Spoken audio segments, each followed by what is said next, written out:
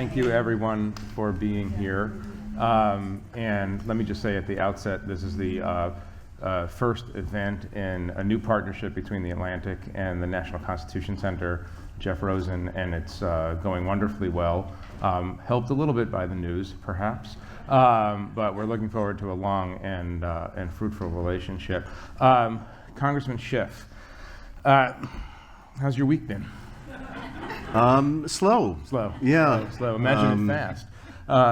So can you just bring us up to speed? I want to get to some larger issues about stress on the Constitution, stress on our systems, and the various issues that impeachment raises. But why don't we talk for a minute about one of the latest developments, the release to you, at least, of the whistleblower complaint.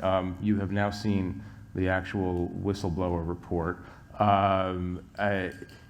Did it surprise you? Can you say anything about it to this group, about what you've understood about it so far? Well, I don't know that I'm authorized tonight, and this may change first thing in the morning. We can wait.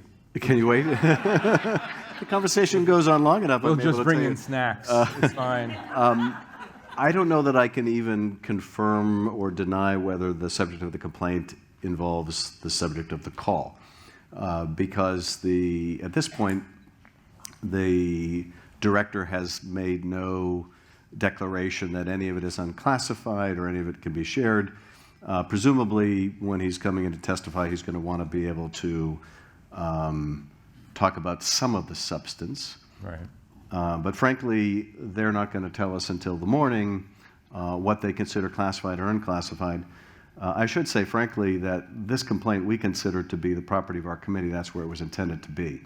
And we ought to make the decisions about the release of information from it. Frankly, we have much more concern, I think, over the welfare of this whistleblower than anyone in the administration has shown. And I don't think they have the whistleblower? Do you know the identity of the whistleblower? I don't. Okay. When will you find out? Or will you find out? Well, presumably I'll find out before he or she comes to testify, and we're trying to arrange that as soon as we can. But here's the challenge and the danger facing the whistleblower, which is the acting director of national intelligence says, I'm determined to protect the whistleblower. Well, I appreciate that sentiment, but where were you when the president was suggesting the whistleblower may be a traitor? Remaining mute in the face of that, to me, does not seem like protecting the whistleblower from reprisal, because the reprisals have already begun. But more than that, the Department of Justice wrote what I consider a sham of a legal document to justify the non-transmittal of that complaint to Congress. But the way the Justice Department did it, by saying in this contorted legal reasoning that the Director of National Intelligence has no responsibilities when it comes to protecting against foreign interference in our election, that should come as a revelation to the director. It certainly came as a revelation to me. But by using that basis, saying this is outside of the director's jurisdiction, basically the Department of Justice has said, whistleblower, you're outside of the protections of the statute. You're not covered. You're at peril. And so we want to make sure that we do everything to protect that person. And it may be to protect it from a Justice Department that is now run by someone who views his mission as serving the interests of the president, not the interests of justice. Right. Let's talk about your reaction to the transcript, so-called. It's not actually a word-for-word transcript memorandum of the call that is still at the center of this controversy. Tell us what you think about it. The White House released it in the hopes that it would allay people's fears or show them that it's less than meets the eye. We now are hearing from many Republicans privately that they're appalled that the White House released it because it is so damaging in their eyes, at least privately. They won't say that publicly. Talk about the content of that, and talk about your reaction to it. Well, when the White House announced, and they sort of vacillated about this in the last couple of days, that they were going to release the transcript to Congress, we started, not transcript even, although they called it a transcript, but they were going to release something to Congress. We started to wonder whether what they were going to release was a selective excerpt of this conversation. That is, as I understand how the process works, there could be many people on a call between the president and a foreign head of state, many people separately taking notes that get written up as a report of the call, and that maybe what the White House was going to do, a la the misleading Barr summary, Right. is cherry pick the one that contains the least incriminating information about the president. Because as I understand, not necessarily the policy, but sometimes the practice, those that are writing up the notes of the call don't want to include things that are just embarrassing to the president. And that may extend to things that are beyond embarrassing that could go into illegality Right. or corruption. Right. These are people who work for the president. They're people who work for the president. So I have to say I had low expectations for what they were going to actually release. I got a chuckle out of a news story, although it's kind of dark humor, that came out today that was a press report of overhearing two White House staff talking to each other saying, won't it be embarrassing if what we release doesn't even include the part of the conversations the president has admitted to? And I mean, it's one level, it's funny. At another level, it's terrifying. That's very Alice in Wonderland. Oh, yes, That's it extremely is. rabbit hole-ish. When it came out, I was shocked at how bad it was, how blatant it was. And I can only think that either they were just so terribly misled by the president's own sense that he can persuade anybody of any alternate reality, that, right, they have their alternate facts, truth isn't truth, and they could spin this into any meaning they want. Either they had fully bought into that, or they were convinced somebody else had this record, somebody else was going to release this record, and better that they do it early, because the one advantage they had in the course of the Mueller investigation is the facts came out drip by drip by drip by drip. If the facts we knew at the end of the Mueller investigation were released on a single day, if we learned about that illicit meeting in Trump Tower and those emails where the Russians literally promised dirt on Trump's opponent as part of the Russian government effort to help the Trump campaign, it would have had a completely different reaction for the country. So I don't know what it is, but obviously I think people's reaction to it, and now you're actually starting to see some of the Republicans in the Senate speak Right. out publicly. It's hard to imagine a worse abuse of office than this. And this is, of course, what the framers Go into feared. that. Go into what is the. We'll come to that in a minute. But what is specifically the most blatant violation of the law, perhaps, and certainly presidential norms and norms of behavior? Well, you know, the first obligation of the president is to protect the country.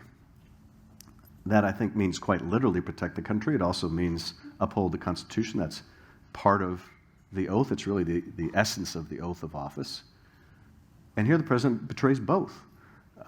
It's in our national security interest that Russia not invade its neighbors. It's in our national security interest that when we promise Ukraine, as we and our other allies did when they gave up their nuclear weapons, that we will help assure their territorial integrity, that we stand up for what we promised.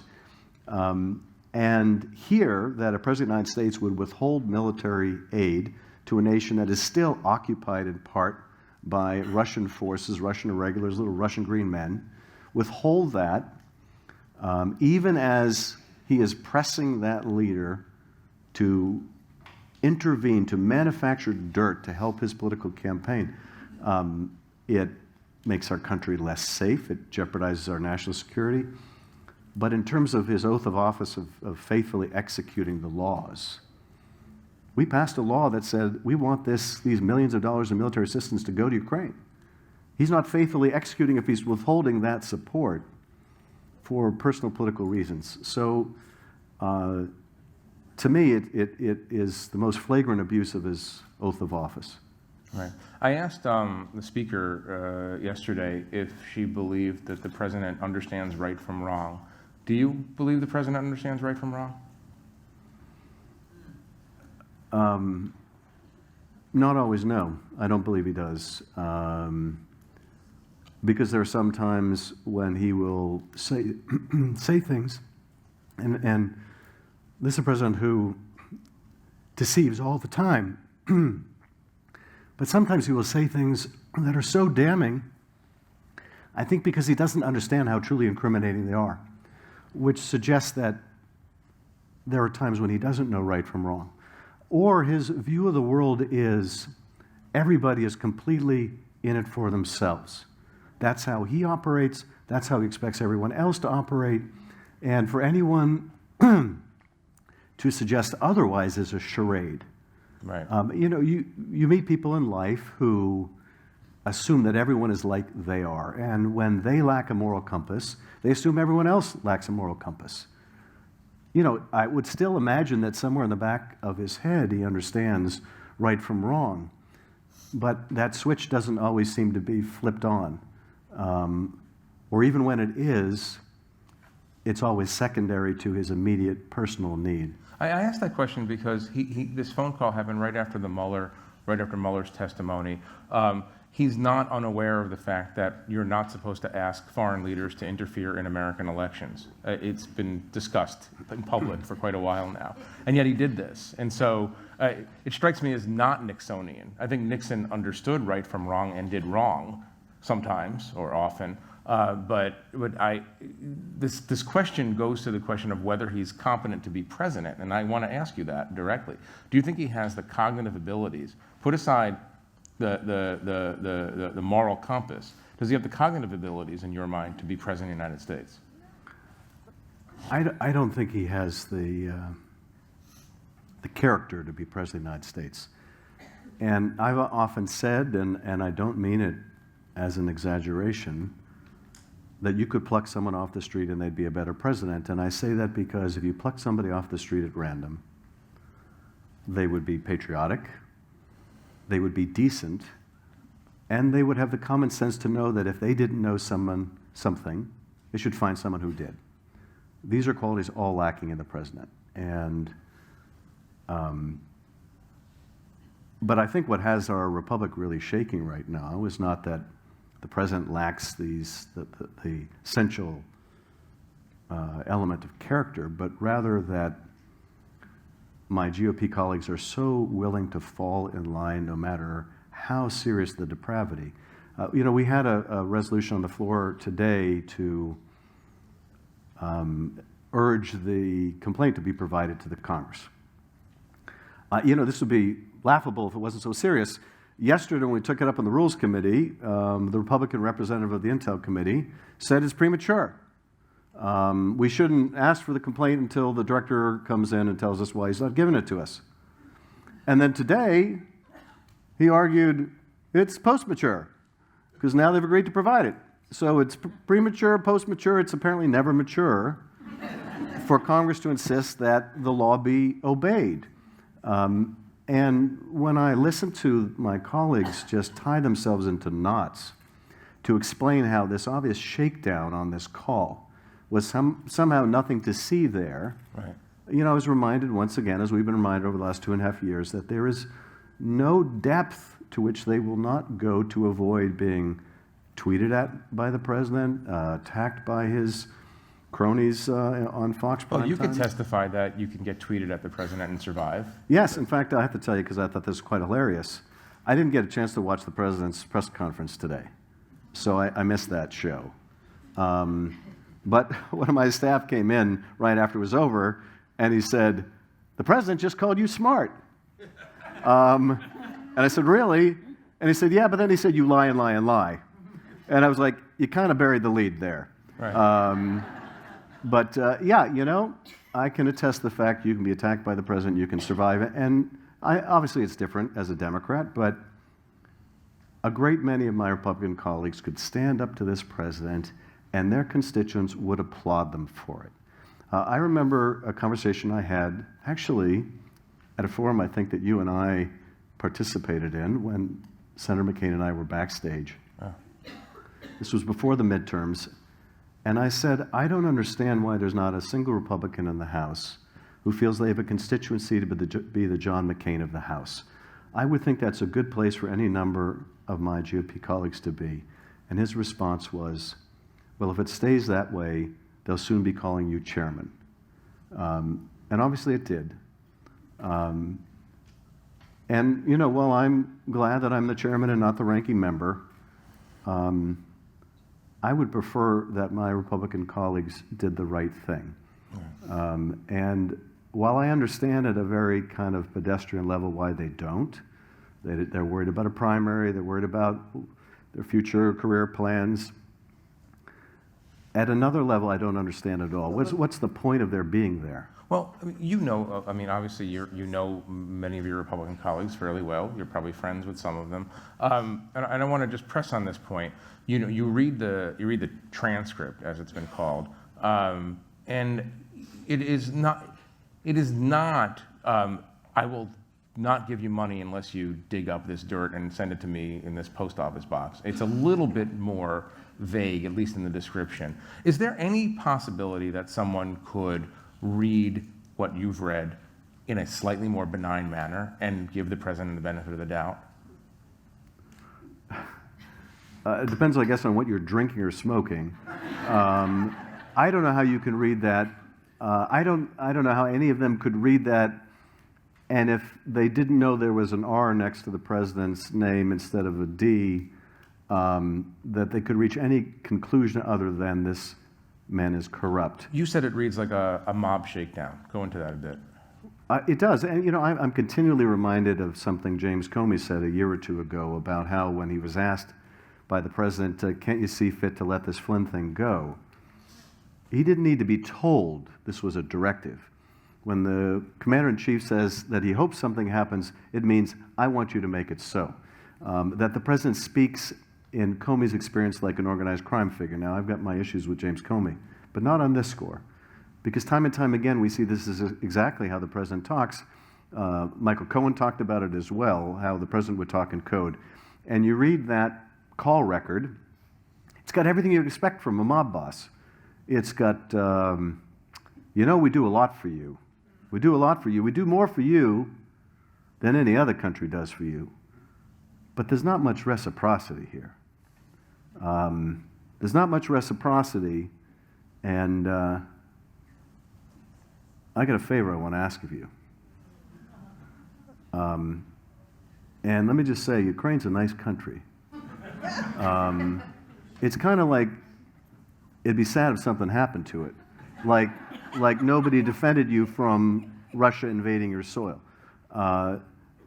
You don't need to club the president of Ukraine over the head. The president of Ukraine goes into that call knowing I am totally dependent on this country against a powerful and malignant neighbor. I'm dependent militarily, I'm dependent diplomatically, I'm dependent economically. His court gesture of a lawyer has made it clear what he wants even before this meeting.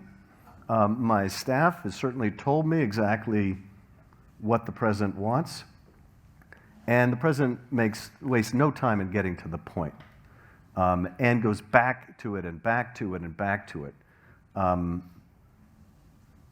Ukraine is not stupid, and neither are we.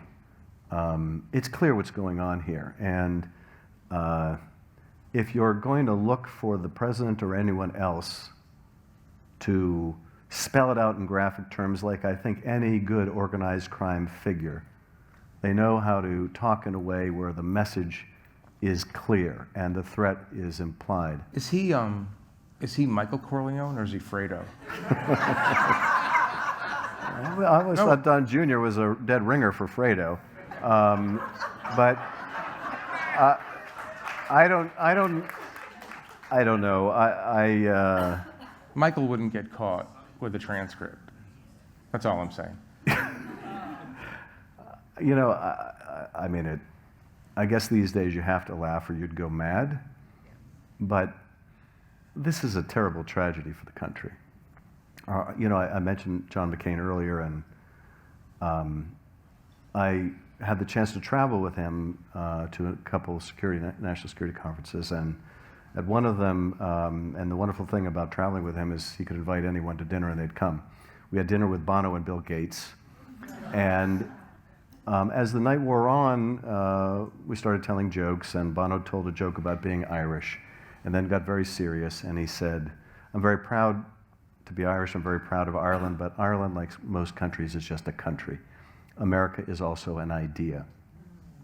And I remember thinking at the time that this is really what's at stake right now, the idea of America. But I thought a lot about that conversation over the last 2 years. And for much of those 2 years, I thought about that conversation in the context of the idea of America as the bastion of democracy, as the champion of human rights, as the torch for freedom-loving people all around the world.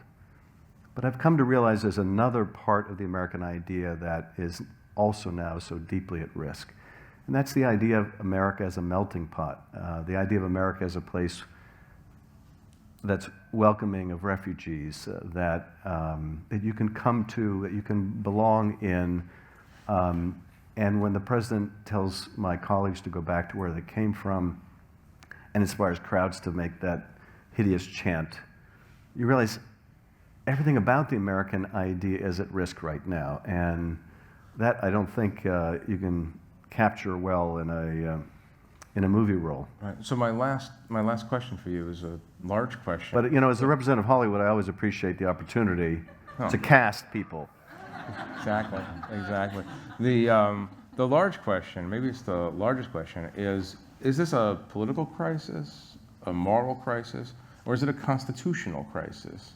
We're here to talk about the Constitution. Is the Constitution, constitutional norms, constitutional behavior, is this under threat in some way? The subject that is the preoccupation of the National Constitution Center, of a lot of people in Washington and beyond?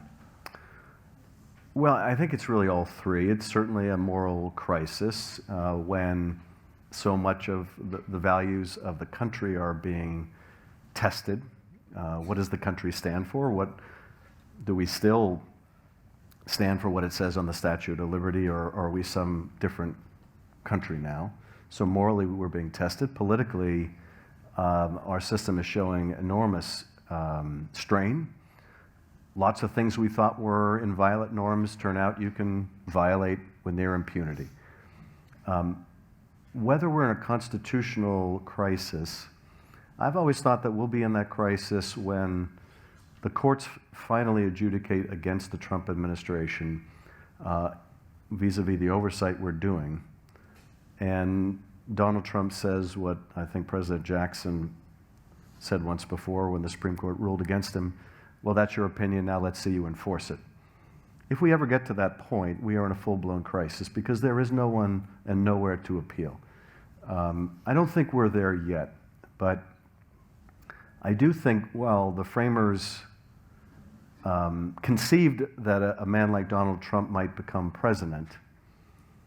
I think they had more confidence in the Congress and its willingness to, when the Constitution itself was at stake, overlook party interests and do what was right. And in that respect, they may have overestimated. Well, let me follow that up with a final question, because you're forcing me to ask this question. If the president ever said to the Supreme Court, to a Supreme Court ruling, well, that's your opinion, go enforce it, how much faith do you have that your Republican colleagues in the House would say, okay, that's the red line, thank you very much, this whole thing is over? And how much faith do you have that they would do that, or do you doubt whether people would rise to that? It's very difficult for me to see the circumstances in which this current crop of representatives is willing to stand up to the president. I think what we've learned is the flip side of something we knew, and that is we knew that courage was contagious. During the presidency of Donald Trump, we've learned that so is cowardice. And there's a kind of a group think going on where if no one speaks out, no one speaks out. And no one is speaking out with any conviction right now in the GOP. And therefore, no one is speaking out. And, after time where we thought, okay, surely now, only to be disappointed, I've given up any expectation of that changing. But, I do want to say, so that we don't end on such a gloomy note, I also have every confidence we're going to get through this. I think the country's been through far worse. We've been through far greater times of division, and nothing was worse than the Civil War. But even Vietnam, I think, were far more profound divisions and far more deadly divisions than today. So we're going to get through this. There are certain things that will be an indelible blight, even when we do get through it. What we've done to these migrant families will be, I think, the darkest stain on our country. Some damage can't be mitigated. A family, a parent that has lost their child, whose child has died, is never going to get that child back. But I do believe that when we have a new president, they can quickly mitigate much of the damage.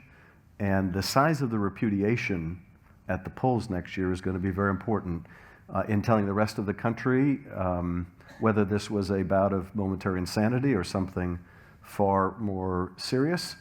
And maybe more importantly, in telling ourselves, in reminding ourselves that the country is much better than this, that this presidency, these collective failures in Congress, that we're better than this, and we're going to demand better in the future. Congressman Schiff, thank you very much. Appreciate it. Thank you. Thank you for doing this. Thank you.